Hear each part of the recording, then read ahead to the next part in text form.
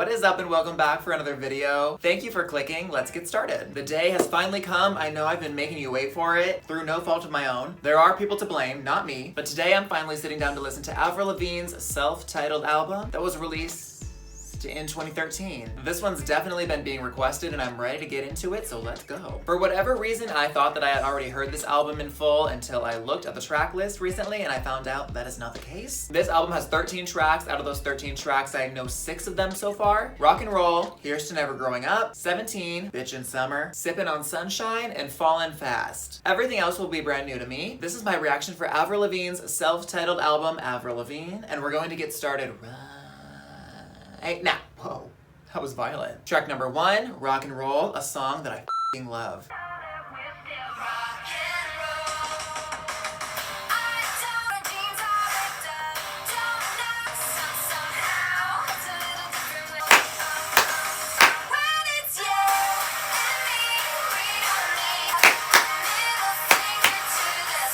You wanna know what? I remember when this song came out, look, I'm getting all worked up. This is what really pisses me off. Artists that were really big in the early 2000s, people will be all up on the internet being like, oh my god, they need to make a comeback, they need to release music like they used to make, blah, blah, blah, blah, blah, this and that. This song came out and I was like, oh, yes. It has such a classic early 2000s vibe. It feels so good. It feels so much like her older music. I was like, this is gonna be a smash for sure. This is what the people have been wanting. And then I feel like society was like just nothing, like no reaction. This one and Here's to Never Growing Up, I felt the same way about both of these songs. I was like, these songs are gonna like skyrocket up the charts, people are gonna eat this up, and then nobody was eating it up, I feel like. Because I didn't see nearly as much excitement around it as I felt internally. Obviously, I'm still upset about it a little bit today. I just feel like she really came through for my inner child with these singles, and we really let her down as a society, and I'm not over it.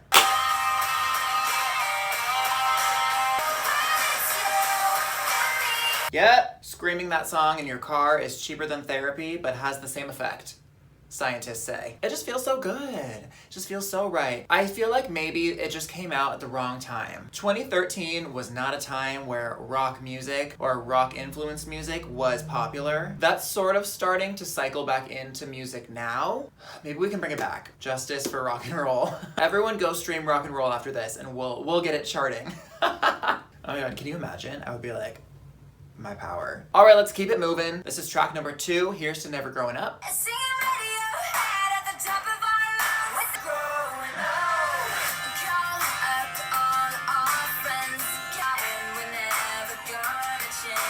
This is basically the exact same song as Rock and Roll, but just like the softer, more laid back, chilling with your friends vibe instead of like going to the party vibe. But concept-wise, they're actually kind of exactly the same song. And I love them both, so shut up.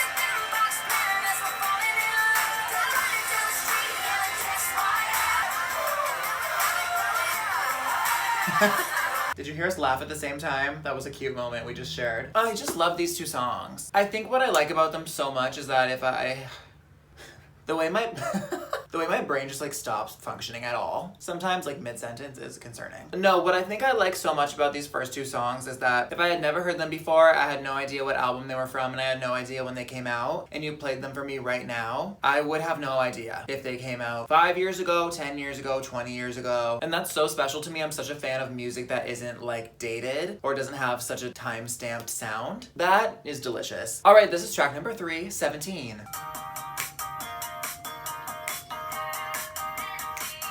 Like, so cute, so young. It takes me back. I also love that lyric from her. When I hear that song, it takes me back. I'm like, I wonder what song she was talking about, because that's how I feel when I hear her songs. Like, your songs take me back, ma'am. It just feels like when she went in to make this album, she was like, I'm gonna make music that feels really good. I'm gonna make music that feels true to me, regardless of what's popular, regardless of what anyone else wants it to sound like. This is what we're doing. And I just love that. So many artists that we grew up with by the time this album came out had sort of like faded into the background a little bit because there was a new generation of artists. And I was entering adulthood, and just to have someone from my childhood still making music that sounds like the music that I grew up with felt really good, I guess. Hey! No,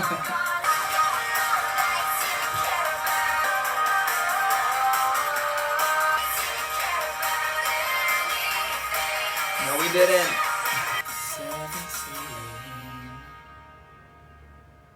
Like honestly, lyrically, this one just stirs up a lot for me. There's a lot of personal connections for me to the lyrics, so I just love this one so much. All right, this is track number 4, Bitchin Summer.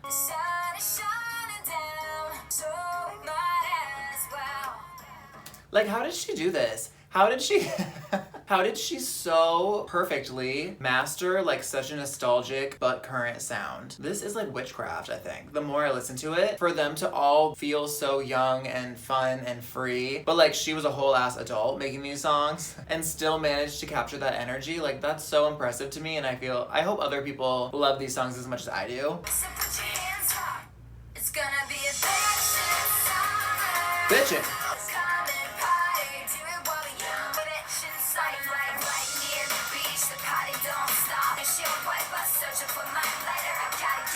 You know we stan Avril Lavigne, MC Avril. It is gonna be a bitchin' summer. I'm bringing this song back this year. Post-pandemic Bitchin' Summer. Hot Girl Summer is out and Bitchin' Summer is in. Or maybe we could do both, like Hot Girl Bitchin' Summer. Bitchin' Hot Girl Summer. We'll work on it. Like for me, it just paints such a vivid picture. I can picture such a specific scene in my head from listening to this song. And that is artistry. Any of these first 4, if you have personal connections to them like I do, be sure to let me know so I feel less alone in this cold, dark world. This is track number 5, Let Me Go, featuring Guy from Nickelback.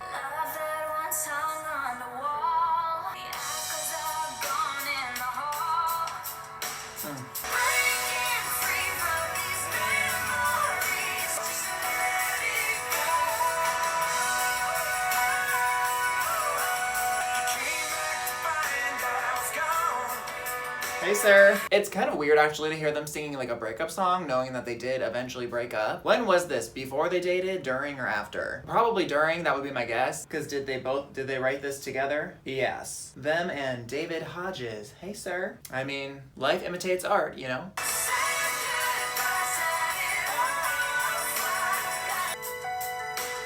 I live for the drama. The strings.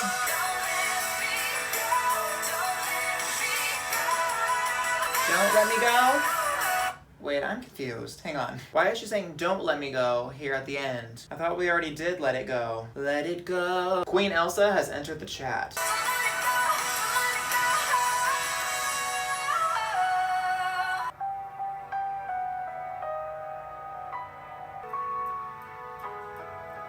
Oh, this is pretty.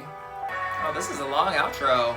A fickle heart. Sounds like. Okay. You know, I don't know how seriously we really take Nickelback in this day and age, but you do have a nice voice, Sir Chad. I think that their voices actually do complement each other pretty nicely. I love the drama, love how big the chorus is. I don't know if I'm misunderstanding why it changed to Don't Let Me Go at the end, or if that's just supposed to represent like the temptation to go back to someone, but don't do it. That was good. I'm kind of surprised I've never heard this one before. All right, this is track number 6, Give You What You Like. All right, we're staying slow.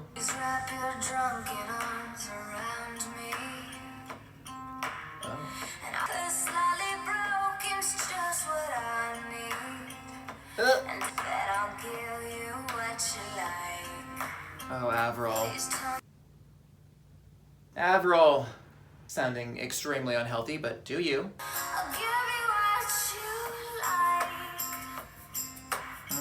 I do like how sultry it is. Oh. This feels like really different for her, and I'm here for that. Anytime we experiment with like new sounds, new types of songs, that to me is artistic growth. Which I really love, because taking those chances can be really scary as an artist.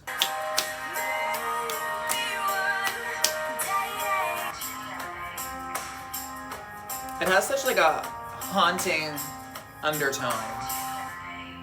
You know, like it's kind of spooky. Wow, I really like that one. I love the writing on this one, the lyrics and the way that she delivers them. This is coming from a place of like desperation, and she like nailed the sad, desperate, lonely girl sound. That sometimes can make or break the song. Like if the delivery doesn't sell it and it's not convincing, then people won't connect to it. She did this perfectly. Yum. All right, this is track number 7, Bad Girl, featuring Marilyn Manson.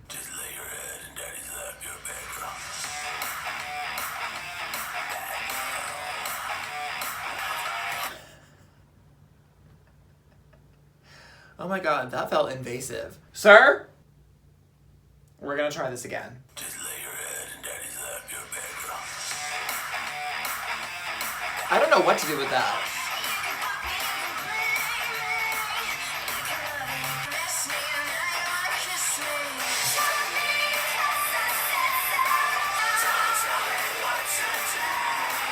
Oh my god!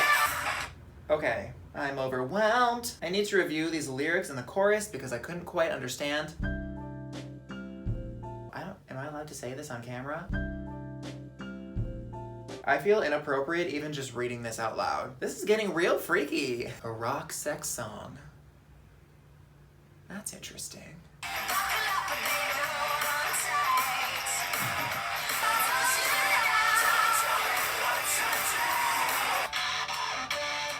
I'm scared.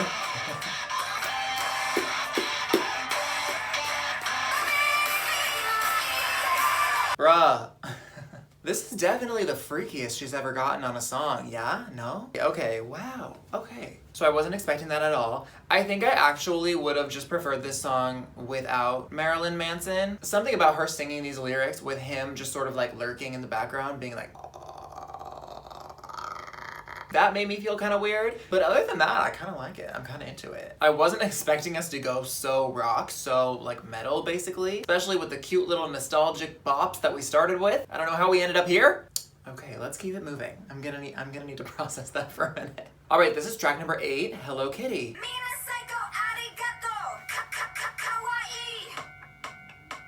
Huh?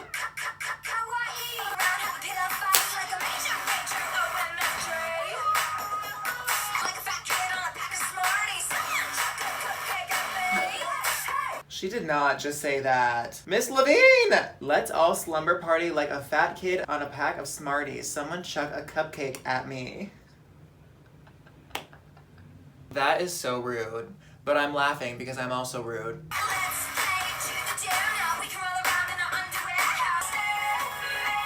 What is happening?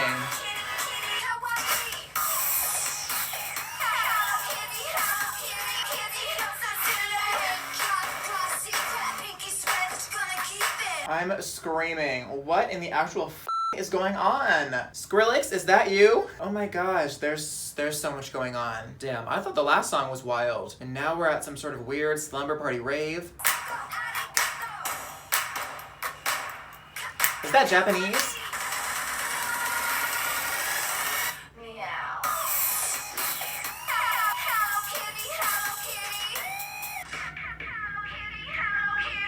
I feel like I just blacked out for 3 minutes and 16 seconds. My brain, she doesn't know what to do with that. With this one, I just feel like maybe we should have picked a lane, because we were in every lane. We were in all the lanes. This was a drunk driver on the freeway, swerving back and forth, every single lane. I'm sure if I listened to it more, it would make more sense. First listen, it was just kind of like a big error message in my head. My brain just kind of like closed up shop and headed home for the day. Sober, alone, in my room in the middle of the day, maybe it's just not the vibe. Maybe it just wasn't the time or place for Hello Kitty, for me. All right, this is track number 9, You Ain't Seen Nothing Yet.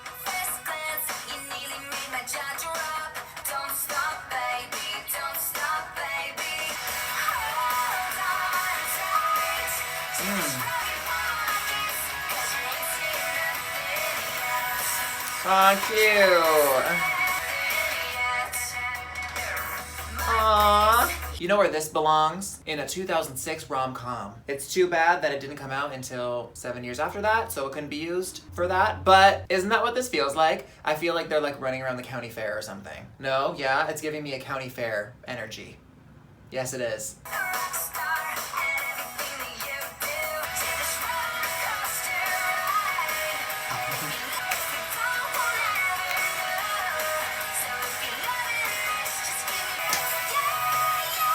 Ooh. Aww, I love this one. Aww. I think that's my favorite of all of the new ones I've heard today. Fits really well with the first 4. That melody in the chorus is so catchy. Who wrote this? Oh, and she wrote it all by herself. The talent! Anyway, loved it. I can see this one having been a single. This one maybe should have been a single. I love saying that in these videos because it's like no one asked. Alright, this is track number 10, Sippin On Sunshine.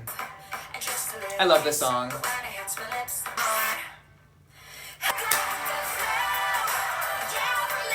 This is probably her most like cutesy song. I think out of everything, this is like the most, if you had to pick one Avril Lavigne song to be in a kid's movie, it would probably be this one. I feel like you gotta smile listening to this one. It's just so innocent, so adorable.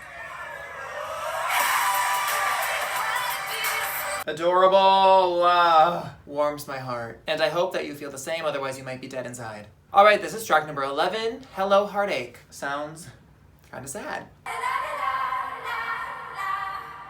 Okay, chant. Young and foolish, that seemed to be the way that I could stay. Ooh.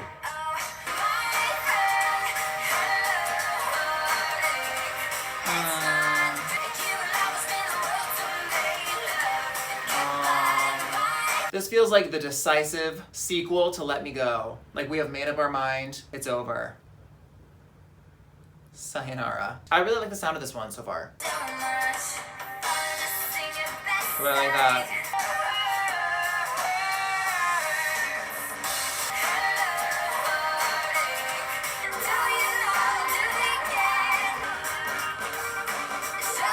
Ooh. Ah!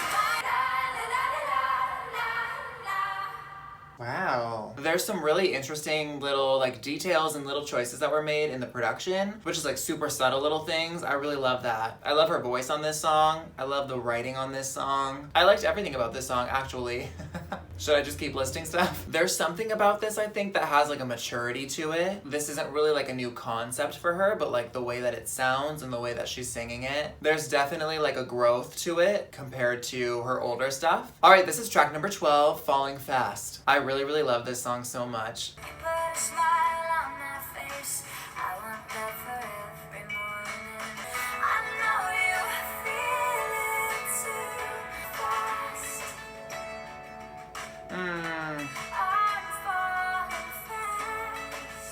Ugh.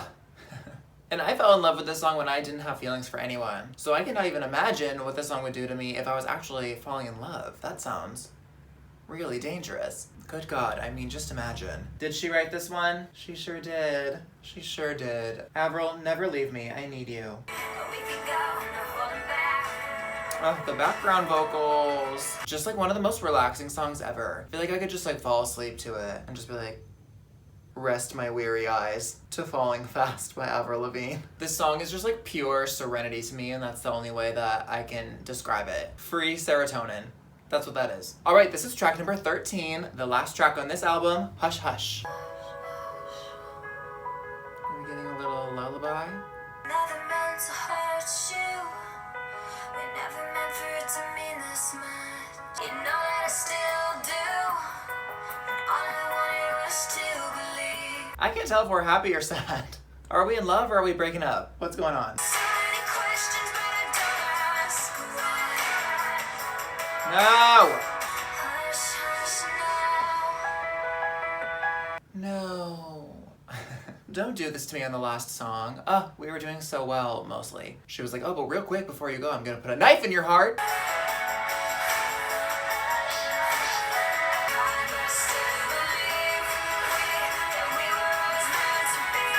Ugh.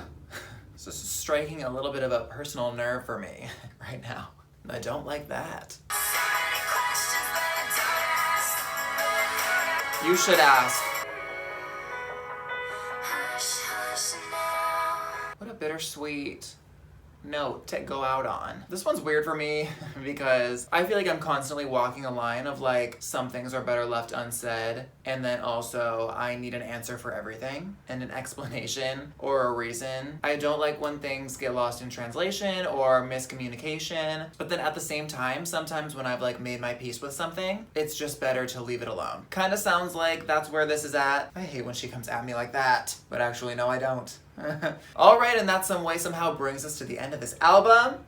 I do have a couple of thoughts overall. Let's talk about it. I feel like this is probably her most experimental album. It's a good thing, but also a bad thing. I like pretty much all of the songs individually, but I also am someone who loves when an album feels cohesive or feels like there's a story. With self-titled albums, I never really expect there to be a story. It's weird because all of the songs that I knew before kind of go together sonically, and then everything I hadn't heard was on the more experimental side, or were kind of like the outliers, I guess. But honestly, there's not anything I didn't like. There are 2 songs that I need to revisit. You know the ones. But other than that, loved it. I'm gonna go ahead and slide a ranking of the album right over here for you so you can see how I felt about everything after my first initial listen. As always, please drop your every and any thought in the comment section below. Let me know what you think about these songs, this album as a whole, and that's just about gonna wrap it up for this video. As always, I would like to thank you so much for watching. Please take care of yourself, and I will see you next time.